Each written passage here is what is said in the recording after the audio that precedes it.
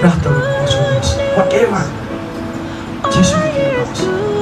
प्रार्थना गर्न छोड्नुहोस् कन्स्ट्यान्ट प्रार्थना मात्रै तर निरन्तर आमेन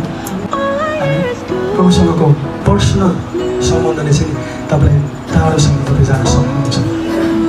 तपाईँले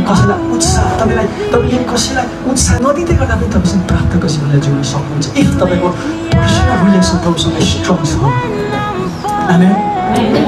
आमेन तपाईँले कसैलाई पुस गरिराख्नु पर्दैन प्रार्थना गर प्रेयर गर नो यदि तपाईँसँग प्रभुसँग पर्सनल स्ट्रङ छ तपाईँलाई कसैले सुमसुमाइ राख्नु पर्दैन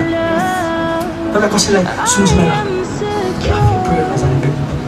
तपाईँ अवस्था बिग्रिँदै गर्दा मात्रै उपवास फास्टिङ प्रार्थना डरलाग्दो तरिकाले त्यतिखेर मात्र बस्दैन यदि तपाईँ प्रभुसँगको स्ट्रङ रिलेसन छ no matter what is situation तपाईँ जस्तोसुकै अवस्था के अवस्था प्रभु बस्दै गइरहेको छ प्रभुसँग त्यो रिलेसनलाई तपाईँ मजबुत बनाएर राख्नुहुन्छ हामी तपाईँ त्यो प्रोसेसमा गइराख्नुहुन्छ प्रभु उपस्थितिमा तपाईँ बसिराख्नुहुन्छ प्रभुको महिमा बिस्तारै तपाईँको जीवनमा भिजिबल देखिने आमेन